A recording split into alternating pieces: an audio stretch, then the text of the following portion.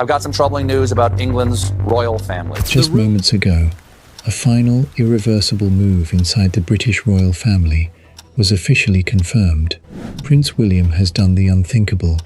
Without waiting for a crown to pass, he has unilaterally signed an order elevating Catherine, crowning her as the monarchy's new queen in authority. I have unsettling news from deep within palace walls. The room fell into absolute silence before Prince William even touched his pen to parchment. Senior family members were summoned to Windsor Castle under strict secrecy.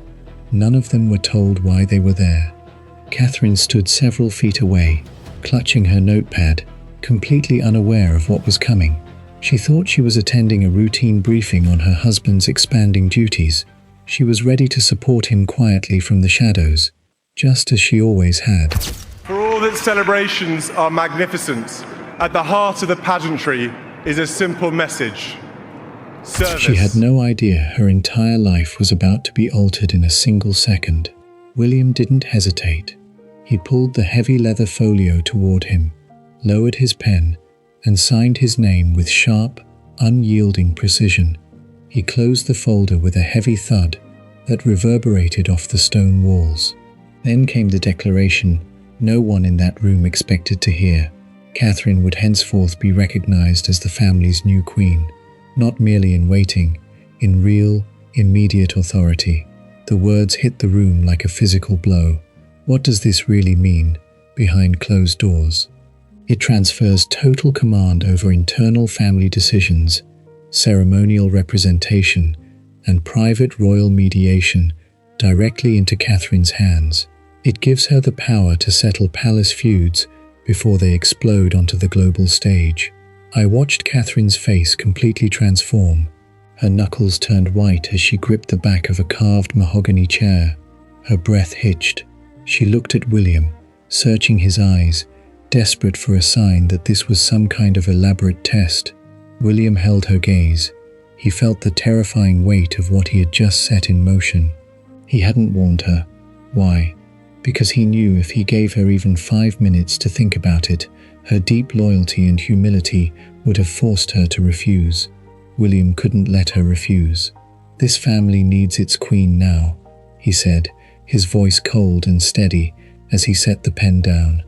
But as the silence deepened, 2 constitutional advisors noticed something deeply alarming on the document.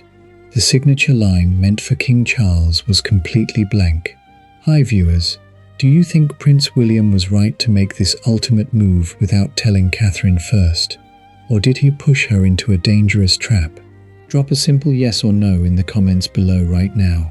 Hit that subscribe button and join our community right here as this story unfolds.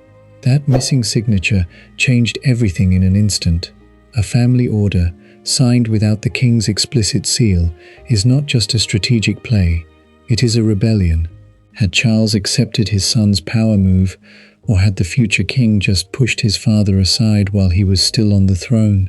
William offered no explanation to the stunned advisors. He simply turned the folder toward Catherine, knowing that one missing signature could ignite a civil war inside the House of Windsor. Catherine reached out her hand, her fingers trembling slightly as they touched the smooth black leather.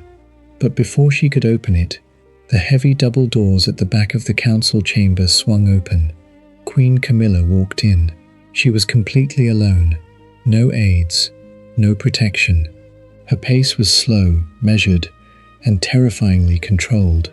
Her eyes swept across the room, landing first on the open folder, then on William, and finally on Catherine. Camilla knew immediately. Something priceless had been ripped away from her while she was still standing inside her own palace. For years, she had fought through public judgment and endless scandal to secure her position as the supreme female authority beside Charles. Now, in less than 10 minutes, that authority was gone. 2 women were now standing on opposite sides of William's ruthless decision. One was elevated by a husband, determined to protect the future at all costs. The other was forced to face the chilling reality that her reign had effectively ended while she was still breathing. Catherine had spent years learning when to speak and when to remain silent. The family had relied on her to steady the ship during every scandal, grief, and crisis. But this elevation felt less like a victory and more like a summons into a battle with no escape. Camilla took 3 slow steps toward the table. Her gloves were still in her hand. "Who authorized this gathering?" she asked, her voice dangerously quiet. She looked directly at Prince William, ignoring the secretaries who were quietly retreating toward the exits. William didn't flinch. He didn't offer a polite excuse. He placed his palm flat over the document and looked his stepmother in the eye. "The future doesn't wait when the present is failing," William said. Camilla's face turned completely pale. The silence in the room was deafening. She knew her influence over the royal household was shattered. Without another word, she turned on her heel and retreated back down the long corridor before anyone could see her composure break. Catherine waited until the heavy double doors closed before turning to her husband.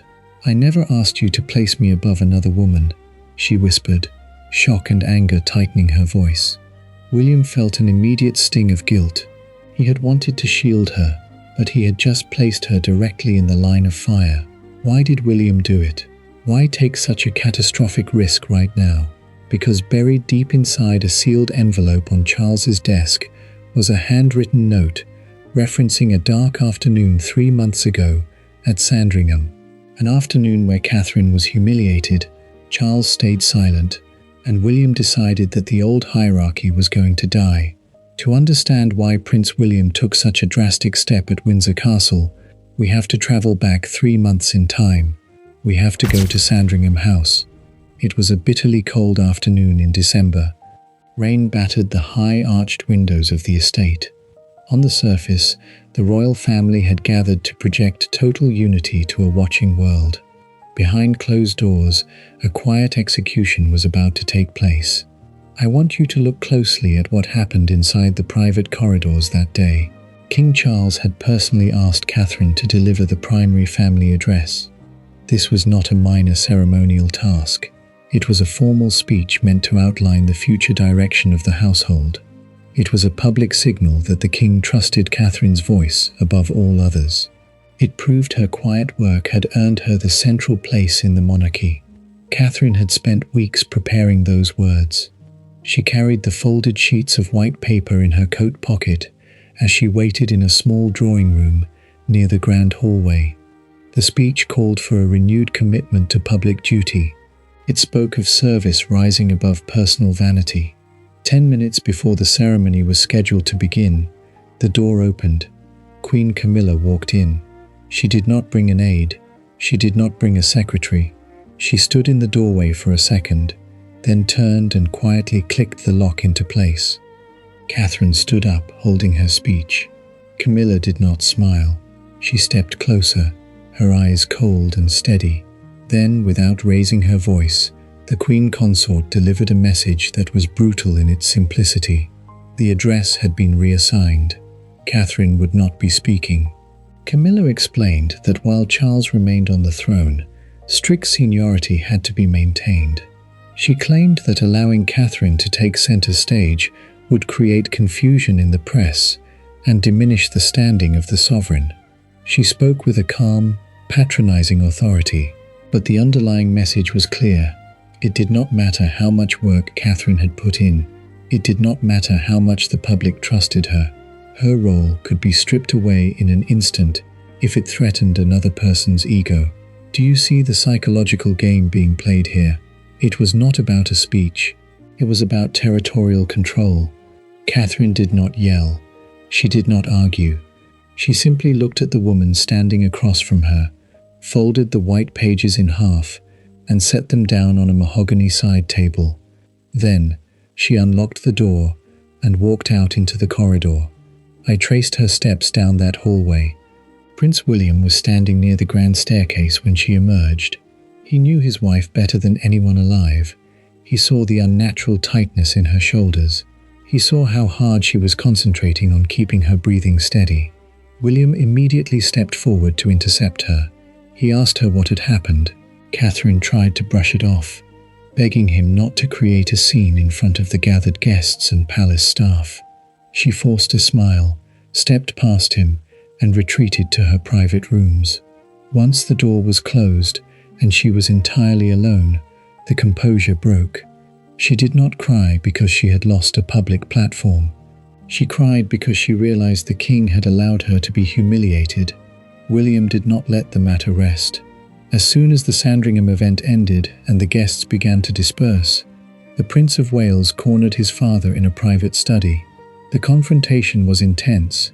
There were no advisors present to soften the blow. In a recorded private discussion that would later send shockwaves through the upper ranks of the palace, William demanded to know if Charles had ordered the sudden change. Charles sat behind his heavy desk, unable to look his son in the eye. The king admitted the truth. He had not authorized Camilla's move. He had found out about it only minutes before the ceremony was set to begin. So why didn't the king intervene? Why didn't he stop it? Because Charles made a conscious choice. He chose to remain silent rather than cause a public row with his wife. He allowed Catherine to absorb the embarrassment so that Camilla's pride would remain intact. That admission was the exact moment everything broke. William heard proof that palace harmony was being bought at his wife's expense. The future king realized that as long as informal power dynamics dictated palace policy, Catherine would always be vulnerable to behind-the-scenes ambushes. Silence had become complicity. After leaving his father's study, William walked back into the empty drawing room where the ambush had occurred. The room was dark now. The fire in the hearth had died down to grey ashes. He walked over to the mahogany side table. The speech Catherine had prepared was still lying there, forgotten. William picked up the folded paper. As he turned it over in his hands, he noticed something that chilled him to the core. Right across the center of the parchment was a deep, jagged crease. It was the physical mark left by Catherine's hand as she gripped the paper to stop herself from trembling while Camilla stripped her of her voice. William unfolded the pages and read the final line aloud to the empty room. A monarchy where duty matters more than rank, and service carries greater weight than position. He folded the paper back up, tucked it into his jacket pocket, and walked out of Sandringham House. Before he left the estate, he faced Charles one last time. He did not make a scene. He did not raise his voice. He gave his father a single, binding promise. He told the king that he would never again allow Catherine's authority to be diminished to protect someone else's fragile insecurity. Charles understood that his son was no longer asking for fairness. He was preparing to enforce it. Now, bring your mind back to where we started, back to the locked council chamber at Windsor Castle 3 months later, when Prince William signed that sudden declaration making Catherine the family's new queen in authority. He attached a sealed folder for the king. Inside that folder was a copy of the new order of precedence. Beneath the final legal clause, William had written 6 words in his own handwriting. This became necessary after Sandringham. When King Charles opened that folder in his private office later that afternoon, those 6 words hit him like a physical blow. He realized that Sandringham had not been forgotten. It had been built into an unassailable legal trap. Charles stared at the document, his face dark with anger. He immediately summoned William for a closed-door reckoning. The king was prepared to demand that his son tear up the declaration. He was ready to accuse William of launching an illegal coup inside his reign. What Charles did not realize was that William had outmaneuvered him long before entering the room. William hadn't broken a single palace rule. He hadn't bypassed the constitution. Instead, he had dug deep into the private archives and uncovered a secret framework, a hidden succession clause that Charles himself had signed years ago and completely forgotten about. When Charles confronted his son in that locked study at Windsor, William didn't raise his voice. He simply reached into his folio, pulled out an old yellowed document bearing the king's own signature, and placed it on the desk between them. What was written inside that secret document? And how did a forgotten clause, signed years ago, give William the power to completely strip Queen Camilla of her influence over the royal household? You cannot afford to miss what comes next. In the next chapter, we step inside that intense, unrecorded showdown between father and son, where a single forgotten document forces King Charles to make a devastating choice between his wife and the survival of the crown itself. I want you to step inside King Charles's private study at Windsor Castle. The heavy oak door clicked shut with a sharp, definitive lock. No advisors were permitted inside. No private secretaries stood in the corners. No official minutes were being recorded. This was not a state meeting. It was a father and a son standing in the dark, staring across a gulf of unspoken resentment. The king stood beside the stone fireplace, his back rigid. In his hand, he held the declaration William had signed hours earlier. His fingers squeezed the edges of the parchment so hard, the paper creaked under the pressure. William remained near the locked door. He did not step forward. He did not ask for a chair. He simply waited. Charles struck the paper lightly against the edge of his mahogany desk. "You have crowned your wife inside my reign," he said. His voice was sharp, laced with an anger that had been building for months. William did not flinch. He did not blink. "I have recognized the woman who is already holding this family together," William answered. His voice was shockingly calm. The king stepped closer. He accused his son of defying the crown, of pushing personal emotion into the delicate machinery of the monarchy. He warned William that personal hurt from a weekend at Sandringham could not be allowed to rewrite the hierarchy of the kingdom. Is that what this was? Was it just an angry son acting on impulse? I want you to look closely at what happened next, because this is where the entire dynamic flipped. William reached into his coat pocket. He pulled out a dark leather binder, opened it, and laid a single, yellow document on the desk between them. It was a copy of the Royal Family Continuity Framework. Charles stared down at the desk. His anger faltered. This was not a public law passed by Parliament. It was a private, highly classified governance agreement drafted years earlier during a comprehensive succession review. Its purpose was simple: to define how internal family leadership, private trusts, and household representation would be organized during a period of transition. Buried deep inside that document was a specific, forgotten clause. It granted the heir apparent the explicit legal authority to reorganize internal household leadership and appoint a primary family coordinator if the institution faced operational instability. Charles looked down at the bottom of the yellowed page. There, resting beneath the fine print, was a signature written in dark ink. It was his own. The king had signed that framework years ago, never imagining that his own son would study every line, find the hidden loophole, and use it against him. William had not broken the system. He had mastered it. He had taken a legal safety net designed by his father and turned it into an unassailable trap. The study fell completely silent. The crackle of the wood fire was the only sound in the room. Charles looked up from the page, the anger draining from his face, replaced by a cold, sudden realization. He was outmaneuvered. The son he thought was acting on raw emotion had executed a cold, calculated legal strike. "You knew I would sign this years ago," Charles said quietly. "You signed it to protect the monarchy," William replied. "I am using it to save it." William stepped toward the desk. He reached back into his leather binder and pulled out a second piece of paper. It was folded in half. It was aged with faint handling marks. He placed it directly over the legal framework. Charles recognized it immediately. It was the speech Catherine had prepared for Sandringham 3 months earlier. The speech Camilla had forced her to put away. "Read it," William said. The king hesitated. Then, with slow, cautious movements, he unfolded the paper. He read the words his daughter-in-law had intended to speak to the family. He read the lines calling for duty over rank and quiet service over fragile pride. He read the exact sentence where Catherine had written that a true leader protects the vulnerable before protecting themselves. Charles read the lines once. Then he read them a second time.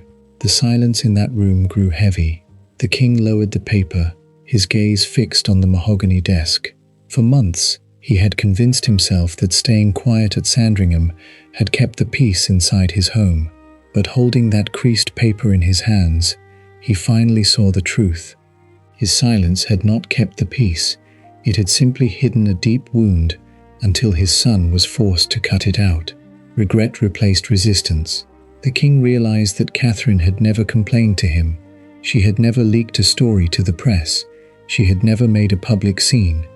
She had absorbed the humiliation in silence, leaving William to carry the burden alone.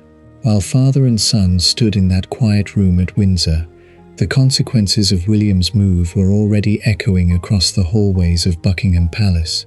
In her private apartments, Queen Camilla sat alone at her writing desk. A senior palace secretary had just delivered a sealed envelope containing the revised order of precedence. Camilla removed her gloves one finger at a time, setting them beside her silver pen.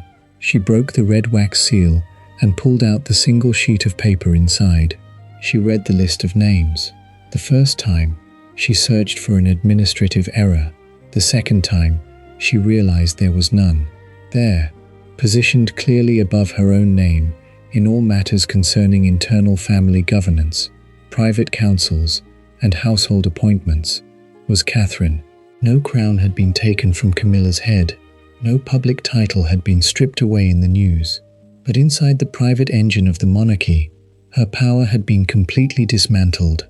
The future had arrived early, and it had done so without asking her permission. The double doors of her apartment opened. King Charles entered, walking slowly, without an aide behind him. Camilla did not stand up. She did not welcome him. She held up the paper, her hand trembling with a mixture of rage and betrayal. "Did our son just replace me while you stood there and said nothing?" she asked. Charles stopped several feet away. He opened his mouth to explain the legal framework, to tell her that William had used a clause already locked into palace law, but the words died in his throat. He could not offer her comfort because he knew the truth. His own past hesitation had created the exact void William had just filled. "William acted within the rules," Charles said softly. "The move is permanent." Camilla stared at her husband. The silence between them was colder than the winter air outside. She folded the order of precedence in half, slid it into her desk drawer, and turned her chair completely away from the king.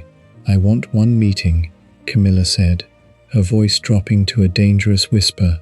"No advisors, no secretaries, and no husbands in the room." She turned her head slightly to look at Charles. "I want Catherine in this room, alone." The stage was set for a terrifying confrontation behind closed doors. What happens when the sidelined queen consort faces the woman who just inherited her authority? You cannot turn away now. In our next video, we bring you the shocking, unrecorded transcript of what really happened inside that private room when Camilla confronted Catherine face to face, and the single, hidden object passed across the table that changed the British royal family forever. I want you to look at the thick double doors leading into Queen Camilla's private sitting room at Buckingham Palace. It was 8 o'clock in the evening. The corridor outside was completely deserted. Prince William had begged his wife not to walk through those doors. He warned her that Camilla was a master of psychological pressure, that she would try to use guilt, tears, or appeals to family duty to force a retreat. William wanted to stand beside her.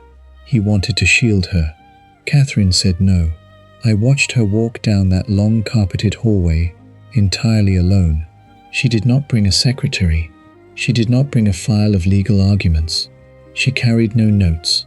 She understood that if her new authority was going to mean anything inside the House of Windsor, she could not hide behind her husband's signed declaration. She had to face the woman she had just displaced. When Catherine turned the brass handle and stepped inside, the heavy oak door clicked shut behind her. The sitting room was dimly lit. A single table sat between two tall silk armchair seats. Queen Camilla was already sitting on the far side. She did not stand up when Catherine entered. She did not offer a polite greeting. There were no advisors present. No private secretaries stood waiting by the curtained windows. No guards stood at attention. For the first time since William dropped his legal bombshell at Windsor Castle, the two most powerful women in the British monarchy were facing each other without the palace machinery to protect them. One had just been elevated to supreme authority. The other had just seen her reign quietly cut short. I want you to feel the suffocating tension in that room. Neither woman spoke for nearly 15 seconds. The only sound was the steady, rhythmic ticking of a brass carriage clock sitting on the marble fireplace mantel. Camilla broke the silence first. She looked at Catherine, her eyes searching the younger woman's face for any sign of hesitation or smug satisfaction. She found neither. Catherine sat down across from her, her spine straight, her hands folded calmly in her lap. "You think this is about power," Camilla said. Her voice was quiet, stripped of the polished cadence she used in public. Catherine did not look away. "It was never about power," she replied. Camilla leaned back slightly into the silk cushions. She admitted what no palace official had ever dared to say out loud. She admitted that for months she had watched the family turn toward Catherine whenever a crisis broke. She had seen how the staff looked to Catherine for direction during hospital visits, memorial services, and private family disputes. She admitted that watching Catherine's steady rise had filled her with a dark, persistent fear, the fear that Charles's reign was being viewed as a mere waiting room for the future. Camilla admitted that her ruthless move at Sandringham, stripping Catherine of her formal speech minutes before the ceremony, was born out of absolute desperation. She had tried to slow down the arrival of the future by asserting her seniority. Do you see the psychological truth exposed in that admission? It was not an act of strength. It was an act of terror. Catherine listened without interrupting. She did not gloat. She did not raise her voice. But when Camilla finished speaking, Catherine brought the conversation right back to that cold afternoon at Sandringham. She told Camilla that the cancelled speech had not simply hurt her pride. It had sent a dangerous message to her children. It had shown Prince George, Princess Charlotte, and Prince Louis that quiet service, months of hard preparation, and total devotion to duty could be erased in a second if it threatened someone else's fragile ego. "I can forgive personal embarrassment," Catherine said, her voice dropping to a low, razor-sharp whisper. "I will not allow my children to grow up in a house where merit is punished to protect insecurity." Camilla stared across the small table. She realized in that moment that the woman sitting across from her was no longer the soft, quiet outsider who had entered the royal family years ago. Catherine had become an unyielding pillar of the institution. The room fell dead silent again. Camilla reached down toward the floor and pulled her structured leather handbag onto her lap. Her fingers fumbled with the gold clasp. The silence stretched. What was she looking for inside that bag? Was she pulling out a formal letter of protest to Parliament? Was she reaching for a confidential legal warning drafted by her personal solicitors? I want you to pause and picture this exact moment. Camilla's hand dipped inside the bag, and for 5 agonizing seconds, neither woman moved. When Camilla's hand emerged, she was not holding a legal document.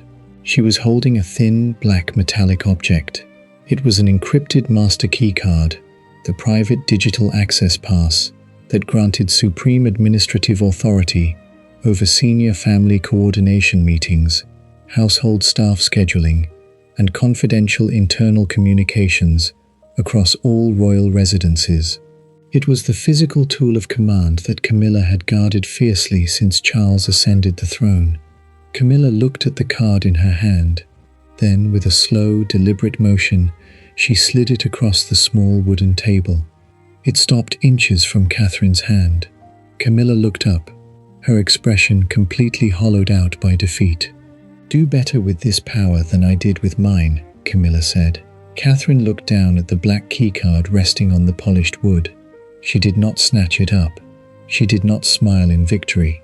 Instead, Catherine reached across the small table and gently placed her hand over Camilla's trembling fingers.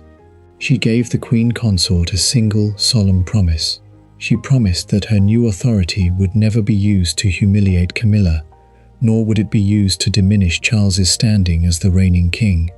Catherine made it clear that power gained through pain becomes worthless the second it is used for revenge. Camilla pulled her hand back slowly, turned her face toward the window, and gave a brief, barely visible nod. The surrender was complete. Catherine picked up the encrypted access card, stood up, and walked out of the room. When she reached the end of the corridor, Prince William was waiting for her in the shadows. She held up the black card, and William closed his eyes in profound relief. The internal battle was over, but outside the palace walls, the story was about to explode into global chaos. By sunrise the next morning, the secret declaration signed at Windsor was no longer a private family matter. A senior courtier had leaked the move to the international press. Headlines flashed across television screens from London to New York. 1 minute ago, Prince William's final move confirmed. Catherine crowned as family's new queen.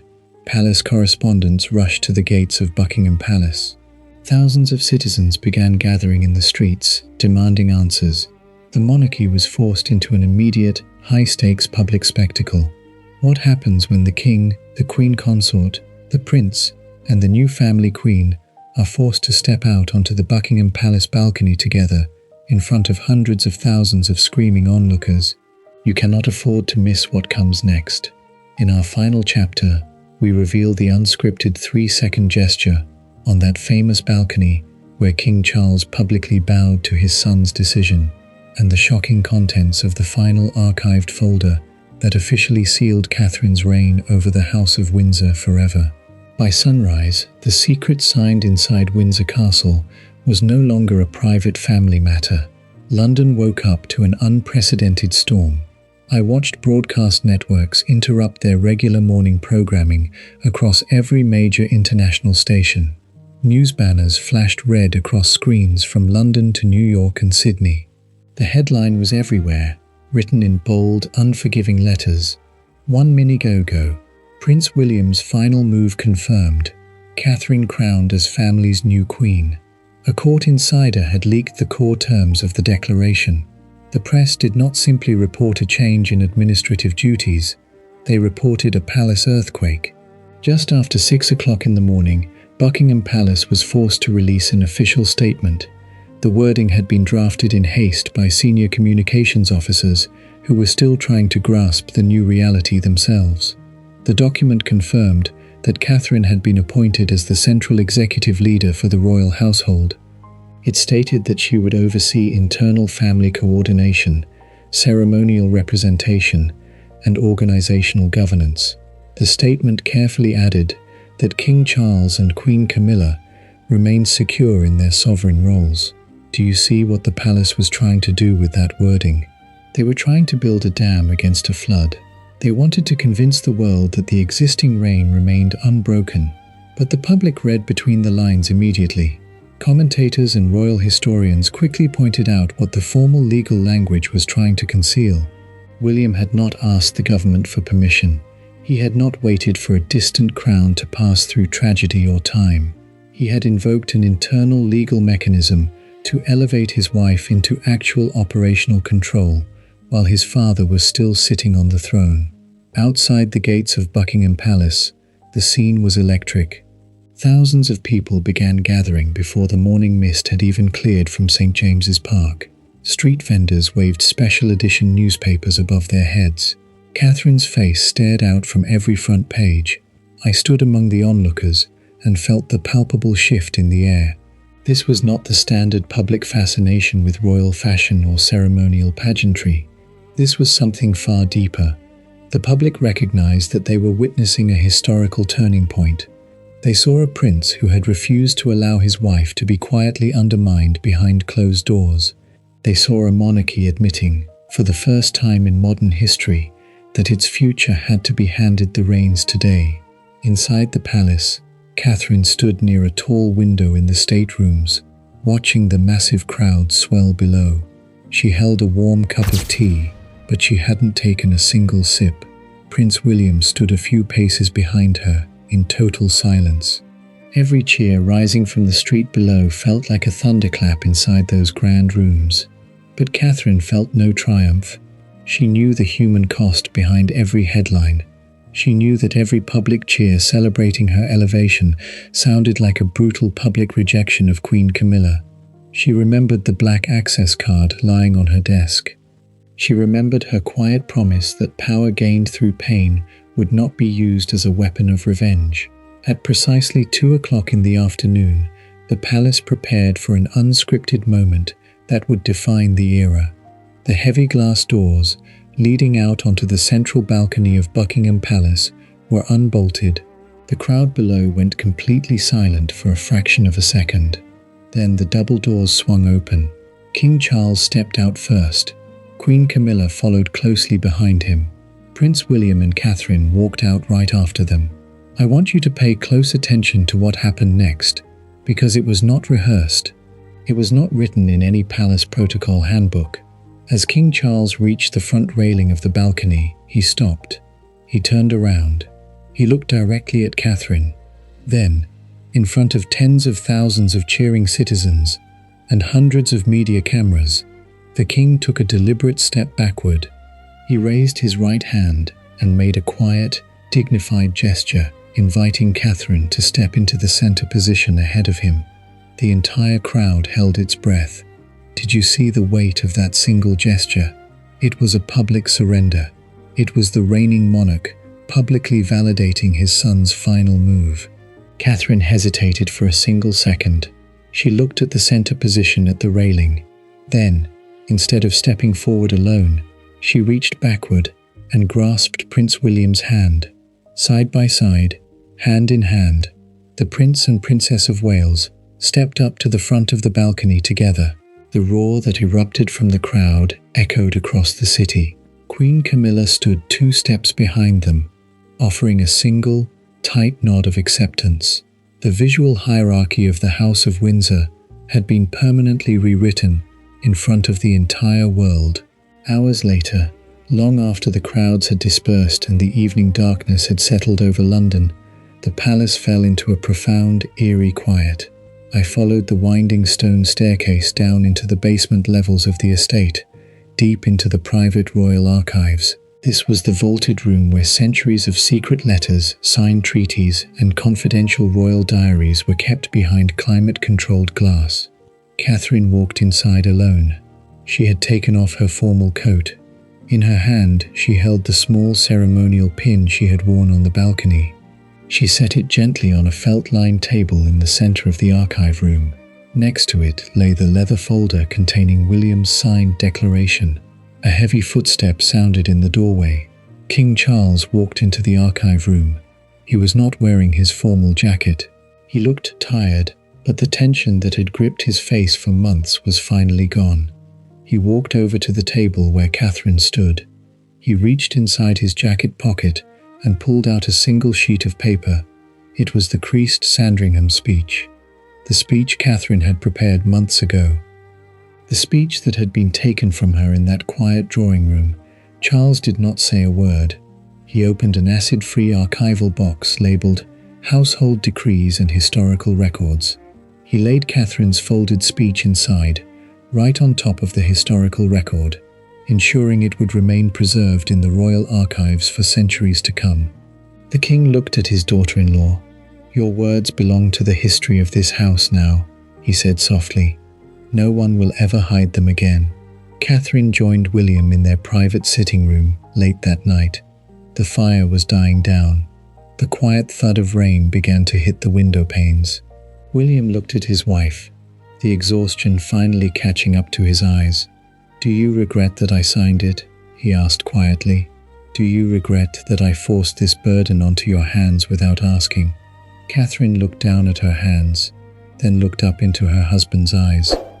"I regret what it cost this family to get here," Catherine answered, her voice filled with deep emotional resonance. "I do not regret what it will save. Look at the ultimate truth of this entire saga.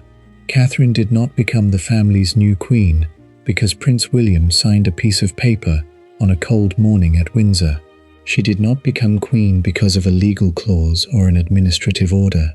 She became the family's new queen because when absolute authority was finally placed into her hands, she did not use it to exact revenge on those who had humiliated her. She used it to heal a fractured household. She chose duty over pride, stability over triumph, and the survival of the crown over personal vanity.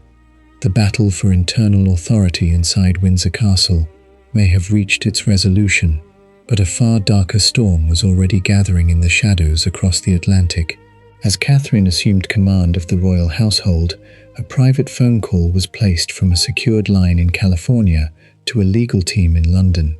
Inside a sealed manila envelope, currently sitting on a desk in Montecito, is a master document containing a financial paper trail that threatens to undo everything William and Catherine just built. You cannot afford to miss what happens next. In our next investigation, we expose the secret 48-hour deadline given to Prince Harry, the unredacted offshore trust documents, and the explosive counterstrike that threatens to tear the royal family apart all over again.